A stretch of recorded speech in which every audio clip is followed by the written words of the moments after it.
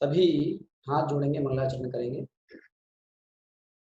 नमो अरिहंताणं नमो सिद्धाणं नमो आयर्याणं नमो वज्रायाणं लोहे सवसाहूणं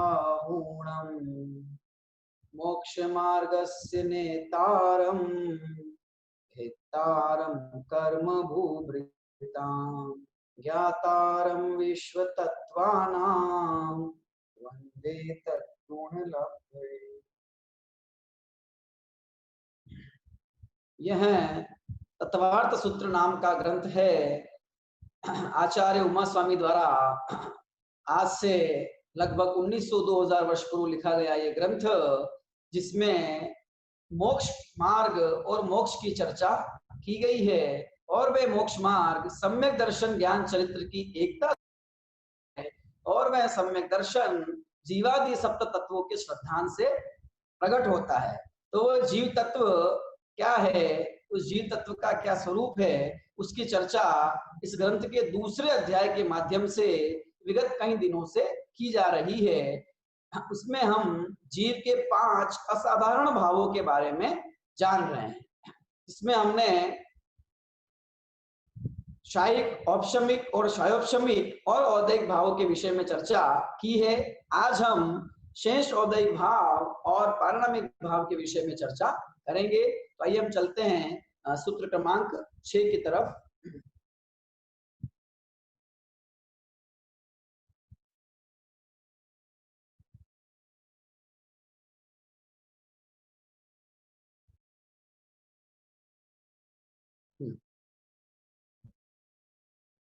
सूत्र पाठ एक बार करेंगे और उसके बाद हम औदैहिक भाव में जो शेष औदैहिक भाव रहे हैं 4, उनकी बात करेंगे। गति कषाय लिंग मिथ्या दर्शना ज्ञाना संयता सिद्ध लेशाश चतुष चतुष त्रय कई कई कईक षड भेदाहा। ठीक है, औदैहिक भाव के 21 जो भेद हैं उनकी यहाँ बात है ना।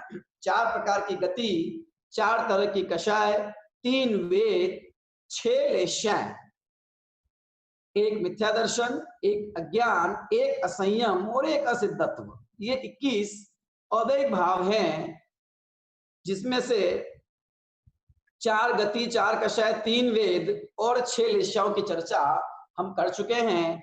आज हम जो ये 4 शेष दूसरे अन्य औदैहिक भाव हैं, इनके विषय में हमें चर्चा करनी है। औदैहिक भाव कर्म के उदय में होने वाले जीव के भाव को औदैहिक भाव कहा जाता है। तो आइए हम सबसे पहले बात करते हैं मिथ्या दर्शन की। ठीक है ना। सूत्रार्थ में आप देखिए 4 गति हो गया, 4 कषाय पे चर्चा पूर्ण हुई, 3 लिंग पे चर्चा हो चुकी है और आगे 6 लेशाओं पे भी हो चुकी है बात। तो मिथ्या दर्शन, तो मिथ्या दर्शन औदैहिक भाव। मिथ्या दर्शन मतलब मिथ्यात्व। मिथ्या दर्शन का क्या अर्थ है? मिथ्यात्व, तत्व की श्रद्धा नहीं होने रूप भाव। मैं जीव हूं, मैं आत्मा हूं, ऐसी श्रद्धा नहीं होना, सप्त तत्वों की यथार्थ श्रद्धा नहीं होना, देव शास्त्र गुरु की यथार्थ श्रद्धा नहीं होना, उसी का नाम मिथ्या दर्शन है, जिसे मिथ्यात्व कहा जाता है, जिसका एक नाम मोह भी है ना। तो वो मिथ्या दर्शन औदैहिक भाव कहा है। तो किस कर्म के उदय के निमित्त से होता है कि मिथ्यात्व नामक जो कर्म है, दर्शन मोहनी कर्म, मिथ्यात्व प्रकृति, उस मिथ्यात्व कर्म के उदय से होने के कारण ये मिथ्या दर्शन औदैहिक भाव में लिया जाता है। ठीक है। अब इसके बाद है अज्ञान। तो इस विषय में थोड़ा हम समझें, अज्ञान का क्या अर्थ है, यहाँ अज्ञान का क्या अर्थ लेना है हमें। देखिए,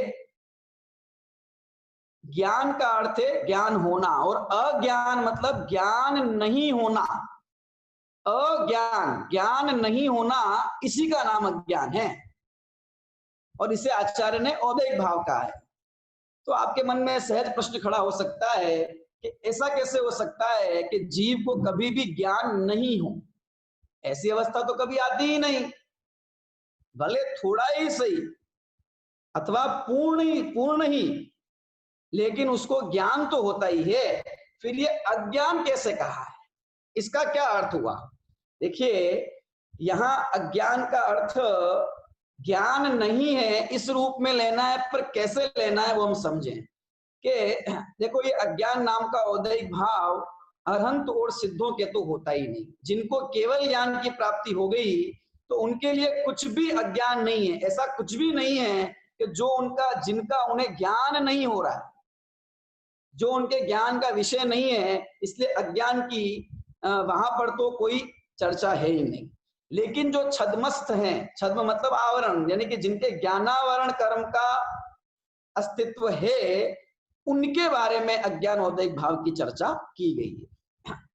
जैसे कि हमने मिथ्या ज्ञान का स्वरूप समझा था, वहां भी हमने अज्ञान की बात की थी। तो यहाँ इस अज्ञान का मतलब मिथ्या ज्ञान या कुज्ञान नहीं है, है ना। यहाँ अज्ञान का मतलब बस ज्ञान नहीं होना ही अज्ञान है। किस प्रकार से कि जो ज्ञान नहीं हो रहा है अथवा जितना ज्ञान नहीं हो रहा है उसी को यहाँ अज्ञान कहा गया, ठीक है ना। कैसे? जैसे कि अभी हमको केवल ज्ञान है या नहीं? नहीं है। तो केवल ज्ञान नहीं है इसका मतलब वो अज्ञान, केवल ज्ञान नहीं होने रूप अज्ञान है, ठीक है। इसी प्रकार अभी हमको मन पर्याय ज्ञान है या नहीं है? कि नहीं है, बिल्कुल नहीं है। कि थोड़ा बहुत तो, कि नहीं, बिल्कुल नहीं। तो वो मन पर्याय ज्ञान नहीं है इस रूप अज्ञान। अवधि ज्ञान है कि नहीं है? कि जिस जीव को अवधि ज्ञान नहीं है तो उसको अवधि ज्ञान के लिए क्या आएगा कि उसको अवधि ज्ञान नहीं है। तो जो उसको अवधि ज्ञान नहीं है वो अवधि ज्ञान रूप अज्ञान। बात समझ में आती है? अज्ञान का मतलब क्या है, ठीक है। तो अज्ञान का मतलब जीव को जो ज्ञान नहीं है उस रूप अज्ञान, ठीक है। अथवा जो ज्ञान नहीं हो रहा है, जिसका ज्ञान नहीं है, वो सारा अज्ञान की कैटेगरी में आएगा। उसी को यहाँ अज्ञान कहा गया है। अज्ञान का अर्थ यहाँ बिल्कुल ज्ञान नहीं होना, किसी भी चीज का ज्ञान की व्यक्ति ही नहीं होना, वो अर्थ नहीं है। क्योंकि इस अज्ञान को औदैहिक भाव कहा है, तो फिर ये प्रश्न खड़ा होता है कि कौन से कर्म के उदय से हो रहा है, इसमें कौन से कर्म का उदय निमित्त है। तो फिर आते हैं कि हमको केवल ज्ञान नहीं है। क्यों? आत्मा की तरफ से बात करें तो ज्ञान में वैसी शक्ति प्रकट नहीं हुई है, आत्मा में ऐसी शक्ति प्रकट नहीं हुई। और कर्म की तरफ से बात करें तो क्यों नहीं है केवल ज्ञान? क्योंकि केवल ज्ञानावरणी कर्म का उदय चल रहा है, इसलिए नहीं है केवल ज्ञान। मन परे ज्ञान क्यों नहीं है? क्योंकि मन परे ज्ञानावरणी कर्म का उदय चल रहा है। अवधि ज्ञान क्यों नहीं है? कि अवधि ज्ञानावरणी कर्म का उदय चल रहा है।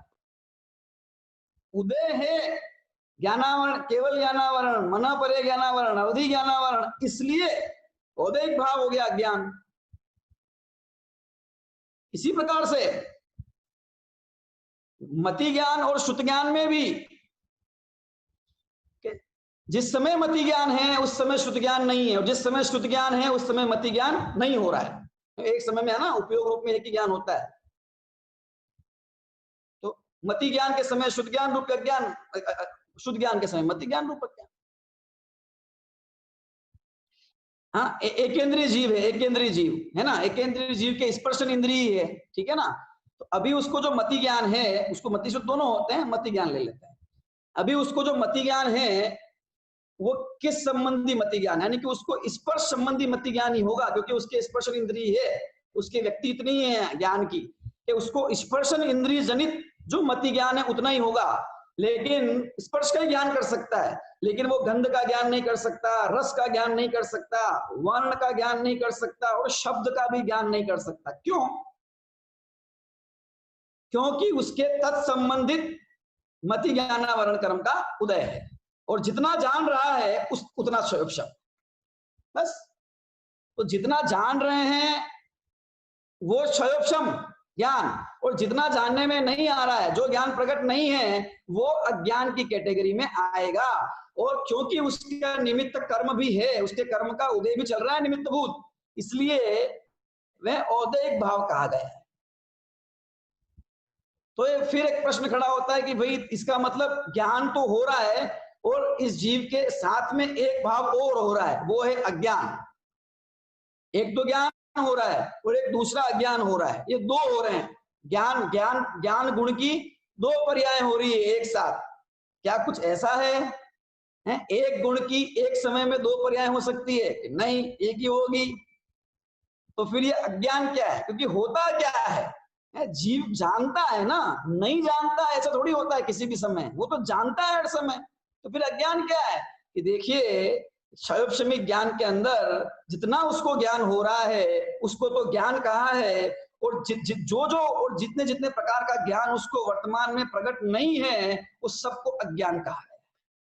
उसी ज्ञान की पर्याय में ज्ञान भी है और उसमें जितना जानने में नहीं आ रहा है वो सारा अज्ञान। जितना प्रकट है सो ज्ञान और जो अप्रगट है वो सारा अज्ञान। और उसके निमित्त भूत कर्म, ज्ञानावरणी कर्म की प्रकृतियों का उदय चल रहा है, इसलिए ये स्थिति बन रही है। तो इसका नाम हो गया अज्ञान, ठीक है। और कर्म के उदय रूप अवस्था है, इसलिए इसको अज्ञान नाम का उदय भाव कहा गया है। इसके बाद देखिए असंयम। तो असंयम मतलब संयम का भाव नहीं होना, है ना। अनुव्रत और महाव्रत किसी भी प्रकार से संयम का प्रकट नहीं होना, इसी का नाम असंयम है। तो असंयम का भाव तो कौन से कर्म के उदय के निमित्त में होगा कि चरित्र मोहनी, है ना।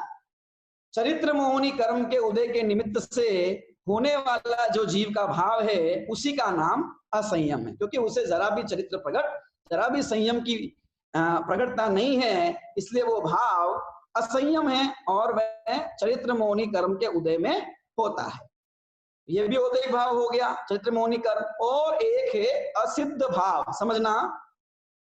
असिद्ध भाव मतलब सिद्ध नहीं होने का भाव, अर्थात सिद्ध नहीं होना, इसी का नाम असिद्धत्व है, ठीक है।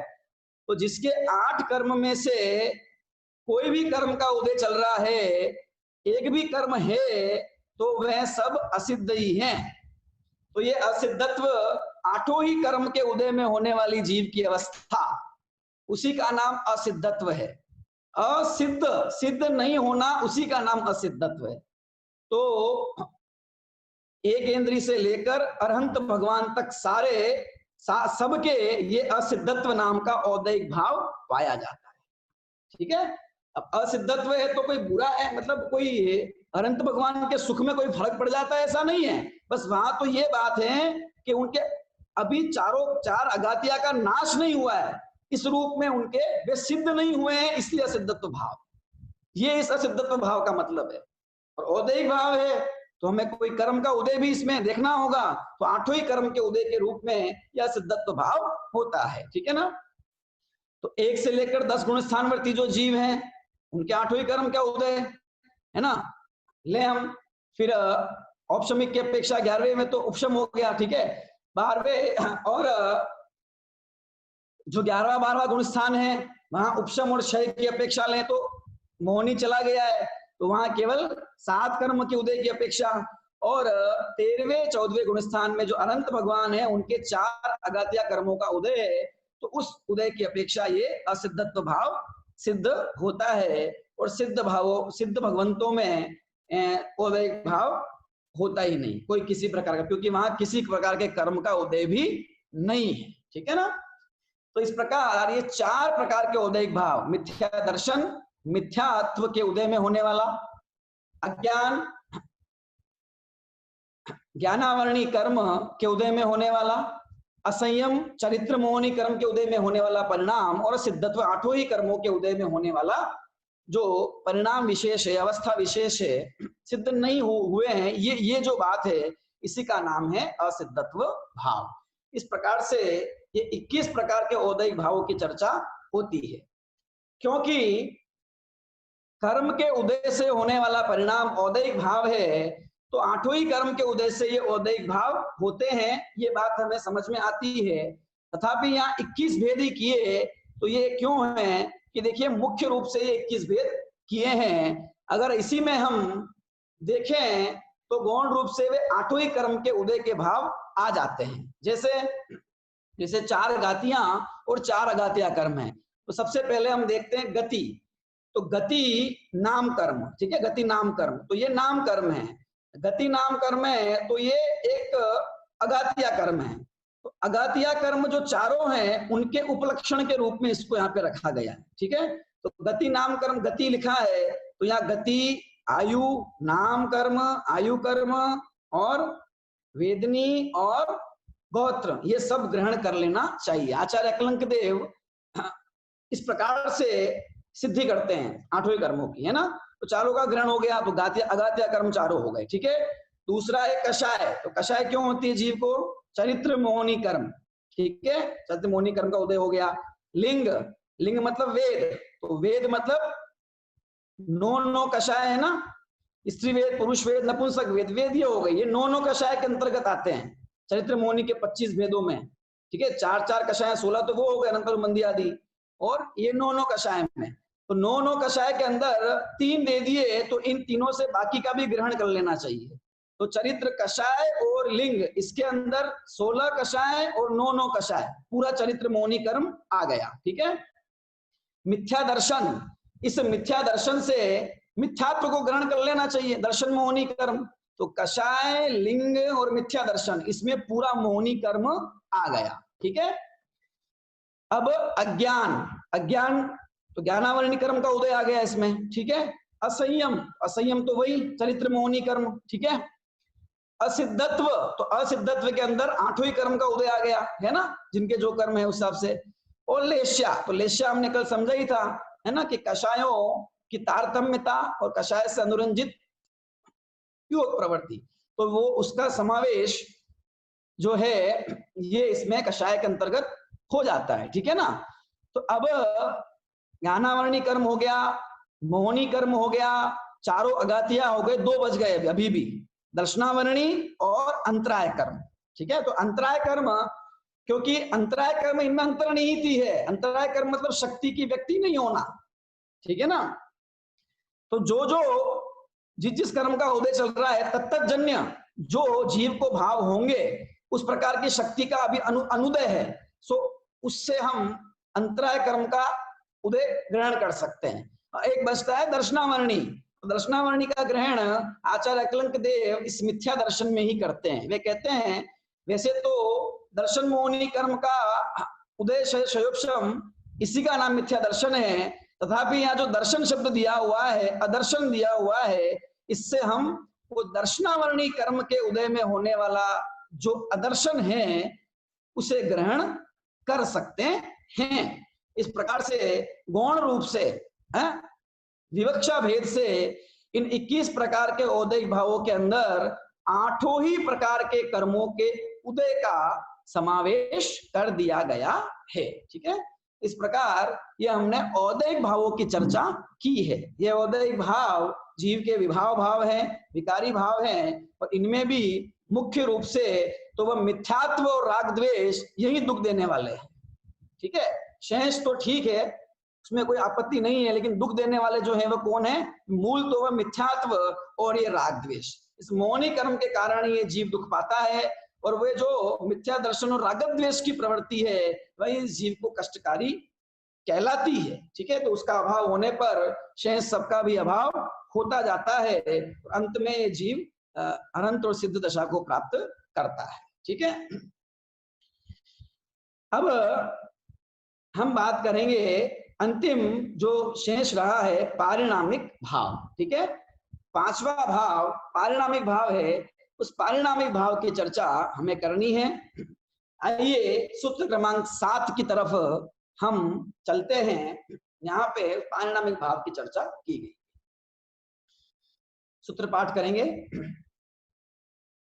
जीव भव्या भव्यत्वानि च, पुनः सूत्र पाठ, जीव भव्या भव्यत्वानि च, जीव भव्या भव्यत्वानि च। आइए सूत्र विच्छेद करते हैं। जीव डैश भव्य डैश अभव्यत्वानि डैश अभव्यत्वानि च, पुनः जीव डैश भव्य डैश अभव्यत्वानि च। ठीक है, क्या हुआ सूत्र का अर्थ? जीव भव्य और अभव्यत्व जीव, भव्य और अभव्यत्व। ये जो अभव्य के पीछे त्व लिखा हुआ है ना, त्वानी में जो त्व है ये अंत दीपक है, इसको सभी के साथ जोड़ देना चाहिए। जीव के साथ भी त्व लगा दीजिए, जीवत्व। भव्य के साथ भी त्व लगा दीजिए, भव्यत्व। और अभव्य में तो ये लगा ही है, अभव्यत्व। ठीक है, तो जीवत्व, भव्यत्व और अभव्यत्व ये पारिणामिक भाव के 3 भेद हैं। ठीक है, आइए सूत्रार्थ देखते हैं हम क्या है।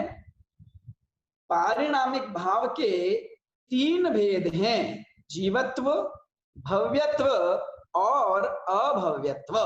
ठीक है, तो पारिणामिक भाव का हमने स्वरूप समझा था। क्या है पारिणामिक भाव? जीव का वह भाव, जीव का वह शक्ति जो कर्म के उदय, उपशम, क्षय और क्षयोपशम की अपेक्षा नहीं रखती है। जीव का वह भाव जो किसी कर्म के उदय, क्षय, क्षयोपशम और उपशम की अपेक्षा नहीं रखता, कर्म से जो निरपेक्ष है, कर्म का जिसमें कोई लेना देना नहीं है, ऐसा जो जीव का स्वभाव है उसी का नाम पारिणामिक भाव है। यहाँ पारिणामिक भाव का मतलब कोई पर्याय नहीं है, यहाँ पारिणामिक भाव का मतलब द्रव्य की शक्ति विशेष है, द्रव्य विशेष है। आगे के जो 4 परिणाम हैं वे तो भाव हैं, वे तो पर्याय रूप हैं। ठीक है, लेकिन ये जो 5वां है ये पर्याय रूप में नहीं है, ये शक्ति रूप में है, ये द्रव्य रूप में है, द्रव्यपना रूप में है ये। ठीक है ना, तो क्योंकि द्रव्य को द्रव्य होने के लिए, जीव को जीव होने के लिए किसी कर्म की जरूरत नहीं है। अरे है ना, एक द्रव्य को वो स्वयं रूप होने के लिए किसी दूसरे द्रव्य की आवश्यकता नहीं है, क्योंकि वो हर द्रव्य अपने स्वभाव से ही है। अगर वह जीव है तो अपने स्वभाव से है, कोई पुद्गल है तो अपने स्वभाव से है, धर्म, अधर्म, आकाश, काल द्रव्य है तो वे अपने अपने स्वभाव से है, किसी कारण से नहीं है, किसी दूसरे के कारण से नहीं है। इसलिए जीव हमेशा जीव ही रहता है और पुद्गल हमेशा पुद्गल ही रहता है। चाहे कुछ भी हो जाए, चाहे कितने ही बुरे भाव हो जाए, चाहे कितने अज्ञान भाव हो जाए, फिर भी जीव जीव ही रहेगा, क्योंकि जीवत्व उसका स्वभाव है, जीव होना उसका स्वभाव है। तो पारिणामिक भाव क्या है कि जो द्रव्य का स्वभाव, यहाँ पे जीव द्रव्य की बात हो रही है इसलिए हम जीव की बात करेंगे, कि जो जीव का स्वभाव मात्र है उसका ही नाम पारिणामिक भाव। कर्म के उदय से तो इस जीव की पर्याय होती है ना, उसके उपशम क्षयोपशम से भी पर्याय होती है। तो उनमें तो कर्मोदय की अपेक्षा है, उनमें तो कर्म के उदय क्षयोपशम का निमित्तपना है, लेकिन जीव को इन पारिणामिक भाव के लिए है, जीव को द्रव्य रूप रहने के लिए किसी भी कर्म की आवश्यकता नहीं है, इसीलिए ये पारिणामिक भाव कहा जाता है। तो आइए हम पारिणामिक भाव के भेदों को समझते हैं। तो पारिणामिक भाव क्या है वो और समझ में आएगा। तो पहला है जीवत्व, दूसरा है भव्यत्व और तीसरा है अभव्यत्व। जीवत्व मतलब क्या? त्व जो है ना, त्व वो होने भाव अर्थ में होता है। जीवत्व मतलब जीव होने का भाव, जीव होना, जीव होने की योग्यता, उसी का नाम जीवत्व है। भव्यत्व मतलब भव्यपना, अभव्य मतलब अभव्यपना, जीवत्व मतलब जीवपना, उसी का नाम जीवत्व है। इस जीव को जीव कहा जाता है ना, जीव क्यों कहा जाता है? क्योंकि इसमें जीवत्व नाम की शक्ति पाई जाती है। ठीक है ना, क्या मतलब हुआ जीवत्व का? कि जो जीता है उसका नाम जीव। ठीक है ना, अब यहाँ जीने का मतलब क्या है? हमें जो जीवन मिला हुआ है ना, ये इस जीवन से उसका मतलब है क्या? आयु कर्म के निमित्त से जो इस जीव को जीवन मिलता है वो जीवन लेना है क्या? कि नहीं नहीं, वो नहीं लेना है, क्योंकि यहाँ पे कर्म की बात नहीं है, कर्म निरपेक्ष है। ये भाव है, कर्म निरपेक्ष द्रव्य स्वभाव की बात है। अगर हम आयु कर्म के उदय से जीवन को ही जीवन कहेंगे, इस शरीर के रहने से ही जीवन का जीवन करेंगे, श्वासोच्छ्वास के चलने से ही जीवन को जीवन कहेंगे, द्रव्य भाव है, 3 बल से ही जीवन को जीवन कहेंगे, तो फिर सिद्ध भगवान के तो शरीर है ही नहीं, उनके तो आयु कर्म ही नहीं है, तो फिर आयु कर्म के उदय की क्या बात है? फिर वो जीव है कि नहीं है? उनके जीवन है कि नहीं है? कि है। तो इसलिए जीवत्व का मतलब वो द्रव्य प्राण नहीं है, यहाँ पे भाव प्राण की बात की गई। तो भाव प्राण मतलब चैतन्य, चेतना परिणाम। इस जीव का जो चेतना परिणाम है, इस जीव का जो चैतन्य स्वभाव है, चैतन्य मतलब ज्ञान और दर्शन, इसी का नाम है चेतना। इस जीव का जो ज्ञायक भाव है, ज्ञान दर्शन रूप भाव है, उसी का नाम जीवत्व है। जो स्वभाव से ही ये जीव ज्ञान वाला है, स्वभाव से ही ये जीव चेतना लक्षण वाला है। ये जो चैतन्य भाव है इस जीव का, हाँ, उस जीव में ज्ञान होने के लिए, दर्शन होने के लिए किसी भी कर्म की जरूरत नहीं है। वह व्यक्त कितना होता है कितना नहीं होता है, वह एक जुदा है बात, लेकिन ये ज्ञान ही है, इस जीव में ज्ञान दर्शन है, ये जीव पना है, ये जीव जीव है। इसके लिए किसी कर्म की जरूरत नहीं, किसी कर्म के उद्देश्य स्वयं ने इसे जीव नहीं बनाया, ये स्वभाव से ही जीव है।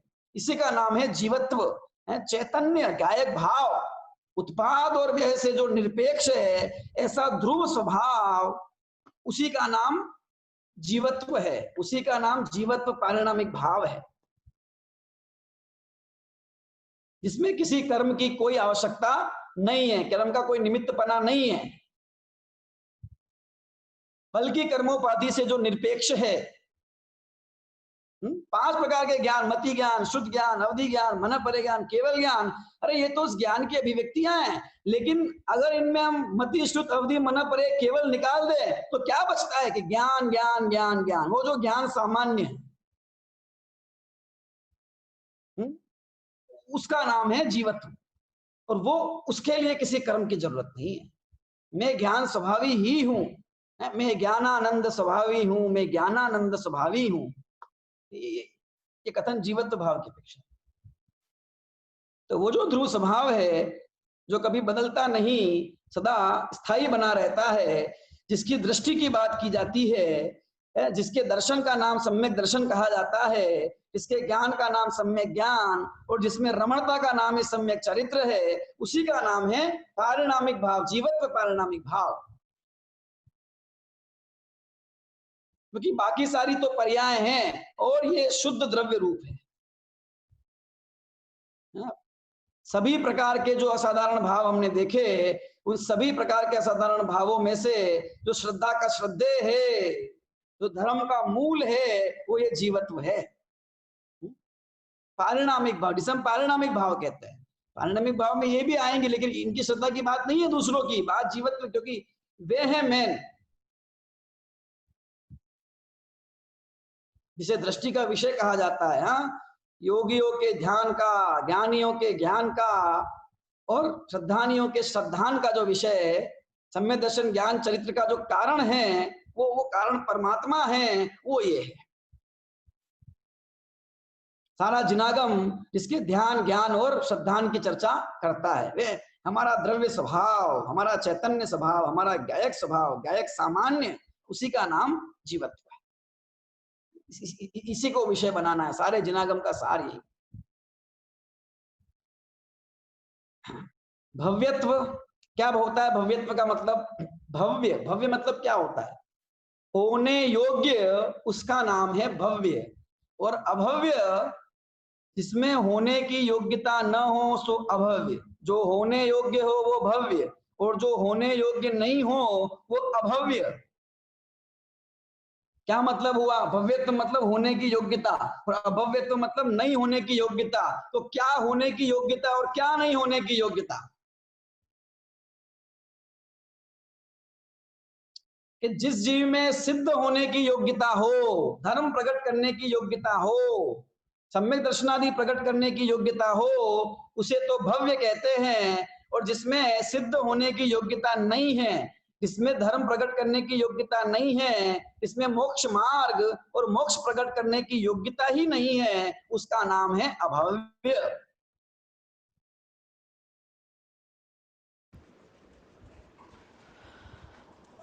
भव्य और अभव्य के विषय में जो चर्चा हुई है, उस संदर्भ में थोड़ा और विशेष हम समझते हैं। भव्य का अर्थ है कि जो पर्याय में सिद्ध हो जाएगा, जिसके सिद्ध पर्याय आ जाएगी, जिसके धर्म पर्याय प्रकट होगी जीवन में, जल्दी लेट लेकिन कभी भी होगी, वह तो भव्य है। और जिसके ये सिद्धपना कभी आएगा ही नहीं, सिद्ध पर्याय कभी प्रकट होंगे ही नहीं, सम्यक दर्शनादि धर्म कभी प्रकट होंगे ही नहीं, उसका नाम अभव्य है। प्रकट नहीं होंगे अभव्य के, इसका अर्थ ये नहीं है कि उसके द्रव्य में वैसी शक्ति नहीं है। कि भव्य के तो शक्ति है और अभव्य के शक्ति नहीं है। शक्ति रूप में ही द्रव्य में वो केवल ज्ञानादि शक्तियां नहीं है, ऐसा नहीं है। शक्ति रूप से तो सभी द्रव्य एक जैसे ही हैं। शक्ति के सद्भाव की अपेक्षा तो सभी द्रव्य एक जैसे ही हैं, चाहे वो भव्य हो चाहे वो अभव्य हो। ये जो भव्य और अभव्य का विकल्प किया है, ये शक्ति के सद्भाव और असद्भाव की अपेक्षा नहीं किया है। ये जो भेद किया है, ये तो वो व्यक्ति की अपेक्षा, यानी कि वो पर्याय में व्यक्त होगी कि नहीं होगी, पर्याय में वो धर्म का व्यक्तपना होगा कि नहीं होगा, पर्याय में सिद्ध पर्याय आएगी कि नहीं आएगी, इस अपेक्षा है। तो भव्य के तो आएगी और अभव्य कभी सिद्ध नहीं बनेगा, इस अपेक्षा ये भेद है। शक्ति की अपेक्षा ये भेद नहीं है। हम ऐसा नहीं कहेंगे कि भव्य के तो केवल ज्ञान की शक्ति है और अभव्य की शक्ति ही नहीं है। भव्य का तो द्रव्य ऐसा है कि जिसमें शक्ति ही नहीं है, ऐसा नहीं कहा जा सकता है ना। ऐसा कहने पे फिर विरोध प्राप्त होता है। इस संदर्भ में सर्वार्थ सिद्धि जो टीका है तत्वार्थ सूत्र की, उसके 8वें अध्याय के सूत्र नंबर 6 की जब टीका लिखी आचार्य देव ने, पूज्यपाद स्वामी ने बहुत अच्छा खुलासा किया। उन्होंने कहा कि केवल ज्ञान की शक्ति ये तो दोनों ही भव्य अभव्य दोनों में पाई जाती है, ठीक है।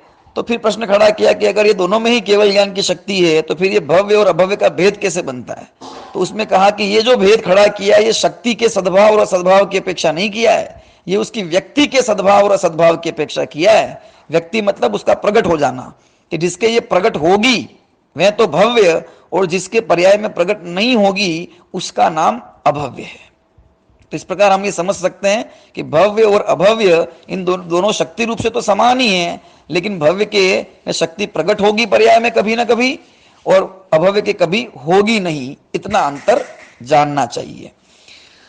दूसरी बात, फिर इन्हें पारिणामिक भाव क्यों कहते हो? पारिणामिक भाव इसलिए कहते हैं कि इस प्रकार की शक्ति की व्यक्ति होने के लिए, इस प्रकार की जो शक्ति है उन दोनों जीवों के अंदर, उसकी व्यक्ति किसी कर्म की वजह से नहीं है। उसकी व्यक्ति किसी में होगी और किसी में नहीं होगी, ये किसी कर्म की वजह से नहीं, ये उनकी स्वभावगत योग्यता है, ये बात है। फिर जब व्यक्त होगी, उस व्यक्त होने में कर्म का क्षय उपशम ये सब होगा, वह अलग बात है। लेकिन ये जो उनकी योग्यता या पात्रता है कि इसके शक्ति की व्यक्ति होगी और ये सिद्ध बनेगा और ये सिद्ध नहीं बनेगा, इसका निमित्त भूत कोई कर्म नहीं है। ये कर्म के क्षय उपशम से ऐसा नहीं हो रहा है। अगर ऐसा होता तो फिर वो अभव्य उस कर्म का अभाव कर देता जो उसे अभव्य बना रहा है, और भव्य बन जाता।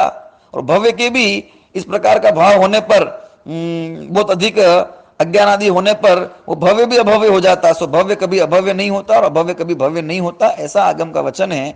इसलिए वे पारिणामिक ही है ये दोनों भाव, ठीक है ना। पारिणामिक होने पर भी ये सदा द्रव्य में रहते नहीं हैं, इसलिए ये द्रव्य के स्वभाव नहीं कहे जा सकते हैं। क्योंकि जो सिद्ध भगवान है वे ना भव्य हैं ना अभव्य हैं, है ना। ऐसा वचन आता है, अभव्य नहीं है क्योंकि सिद्ध हो गए तो अभव्य कैसे होंगे, और भव्य नहीं है क्योंकि अब उनको सिद्ध होना थोड़ी है, अब सिद्ध होने की योग्यता उनमें है, ऐसी बात नहीं है। और दूसरी बात, वे पुनः संसार में लौट के आने वाले नहीं है, सो हम ये कहें कि इनमें सिद्ध होने की योग्यता है, वे तो हो गए हैं। भव्यत्व अभव्यत्व सबका वहां भाव हो जाता है ना। इसलिए ये जो दो भेद कहे हैं, ये शक्ति के प्रकट होने की अपेक्षा कहे हैं, शक्ति की अपेक्षा नहीं। शक्ति ही नहीं है अभव्य में, केवल ज्ञान की शक्ति ही नहीं है उसमें सिद्ध की, ऐसा नहीं है। और दूसरी बात, ये जो कथन कहा जाता है कि एकेंद्री में भी, निगोद में भी सिद्ध की शक्ति मौजूद है, तो वो इसी अपेक्षा कथन है कि शक्ति मतलब शक्ति अपेक्षा तो सभी द्रव्य समान है। शक्ति तो सभी द्रव्यों में ऐसी है कि वे केवल ज्ञान प्रकट कर ले, वे सिद्ध बन जाएं। लेकिन व्यक्ति की अपेक्षा, यानी कि प्रकट भव्य में ही होगी वो पर्याय, वो पर्याय अभव्य में प्रकट नहीं होगी, ये अंतर है। इसलिए वे जो कथन है कि सभी एकेंद्रीय निगोद सभी सिद्ध के समान है, सो वे कथन शक्ति के सामान्य पने की अपेक्षा कहा जाता है, और वह कथन परम सत्य है, वह कथन शुद्ध नहीं की अपेक्षा कहा जाता है। लेकिन जब हम शक्ति की व्यक्ति की अपेक्षा कहेंगे, समझेंगे, तो उस बात को हमें समझना चाहिए कि भव्य सिद्ध रूप से व्यक्त भी हो जाएंगे, और अभव्य उस रूप से कभी व्यक्त होने वाले नहीं हैं। इतना अंतर है, ये विशेष जानना